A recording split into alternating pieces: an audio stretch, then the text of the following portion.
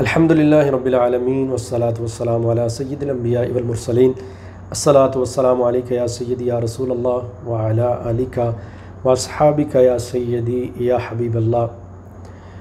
حالیہ جو فلسطین پر اسرائیلی یہودی جو آرمی ہے، جو فوج ہے، انہوں نے جو ظلم ڈھایا ہے وہ کسی سے ڈکا چھپا نہیں ہے، اور نہتے مسلمان جو مسجد کے اندر اللہ تعالیٰ کی عبادت کر رہے ہیں ان پر ظلم ڈھایا گیا۔ اور یہ ظلم ڈھانا ایک طرف، اور اس ظلم کے جو حامی ہیں اور جو اس کے خلاف کھڑے نہیں ہوتے، وہ کل اللہ تعالیٰ کی عدالت میں جب حاضر ہوں گے تو اللہ تعالیٰ ان سے ضرور سوال کرے گا کہ میں نے تجھے یہ عہدہ عطا کیا تھا، میں نے تمہیں یہ طاقت عطا کی تھی، اور تم نے اس طاقت کا صحیح وقت میں استعمال کیوں نہ کیا۔ حضور نبی کریم صلی اللہ تعالیٰ علیہ وآلہ وسلم کی ایک حدیث ہے جس کا مفہوم ہے کہ مسلمان جسد واحد کی طرح ہیں، یعنی جسم واحد کی طرح ہیں۔ اگر پورے جسم کے اندر کسی ایک حصے کو تکلیف پہنچے تو پورا جسم بے قرار ہو جاتا ہے۔ اور آج فلسطینیوں کے اوپر جو ظلم ڈھایا جا رہا ہے اس پر امت مسلمہ کا چپ بیٹھے رہنا اور حکمرانوں کا کوئی قدم نہ اٹھانا، یہ بہت ہی افسوس کی بات ہے کہ 50 سے زیادہ اسلامی ممالک ہیں اور مسلمانوں کی تعداد 1.25 ارب ہے، اور کہاں بدر کا معرکہ تھا کہ وہاں پہ 313 مسلمان بے شمار کفار پر جو ہے فتح یاب ہوتے ہیں۔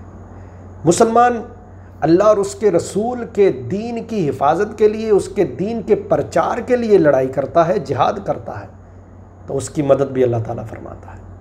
آج فلسطینیوں کو اگر ہماری ضرورت ہے اور اگر ہم ان کی ضرورت کو پورا نہیں کر رہے تو کل بروز قیامت ہم سب کو اللہ تعالیٰ کی عدالت میں حاضر ہونا ہوگا۔ ہم اپنی اپنی عیاشیوں میں، اپنی اپنی مصروفیات میں، اپنی ضروریات میں مگن ہیں، لیکن ہمیں یہ نہیں معلوم ہوتا کہ کشمیر پر کتنا ظلم ڈھایا گیا، برما پر کتنا ظلم ڈھایا گیا، اور اب فلسطین پر۔ اگر آج ہم چپ رہے تو یاد رکھیے وہ دن دور نہیں کہ تمام امت مسلمہ پر فردن فردن ظلم ڈھایا جائے گا۔ اور میں خراج تحسین پیش کرتا ہوں رجب طیب اردگان کو، جو مرد مجاہد ایسا ہے کہ اگر برما میں ظلم ہوا تو اس نے آواز ہی کھڑی نہیں کی بلکہ میدان عمل میں آیا، اور اگر شامیوں پر، سیریا والوں پر ظلم ہوا تو اس نے ان کو پناہ بھی دی اور ان کو بہت ساروں کو نیشنلٹی بھی دی۔ اور اگر آج فلسطین کا مسئلہ ہوا تو تب بھی رجب طیب اردگان وہ واحد مرد قلندر ہے کہ جس نے دشمن کی آنکھوں میں آنکھیں ڈال کر ایک زبردست قسم کی تہلکہ مچانے والی جو سٹیٹمنٹ دی کہ ہم اپنے فلسطینی بھائیوں کے ساتھ ہیں اور ہم ان سے کبھی پیچھے نہیں ہوں گے۔ یہ جو اسرائیل ظلم ڈھا رہا ہے ہم اس کا جواب دیں گے۔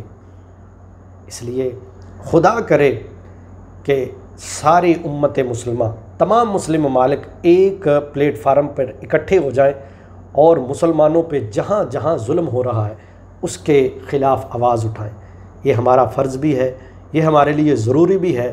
حضور نے تو فرمایا فالمسلم اخو المسلم، مسلمان تو مسلمان کا بھائی ہے، اور اگر مسلمان کا بھائی ہے تو کیا بھائی کی تکلیف نہیں ہوتی؟ وہاں پہ فلسطین کے اندر بہت ساری ویڈیوز دیکھنے کو ملیں گی کہ بچے، یہ جو بڑے بڑے ممالک میزائل رکھتے ہیں مسلم ممالک، ان کے لیے ان کے منہ پہ ایک تماچا ہے کہ ایک چھوٹے چھوٹے بچے پتھر لے کر یہودیت کا جواب دے رہے ہیں، اور ہم بڑے بڑے میزائل رکھ کر خاموش ہیں۔ کس کا انتظار ہے؟ طارق بن زیاد کا انتظار ہے؟ صلاح الدین ایوبی کا انتظار ہے؟ میں کس کے ہاتھ پہ اپنا لہو تلاش کروں؟ تمام شہر نے پہن رکھے ہیں دستانے۔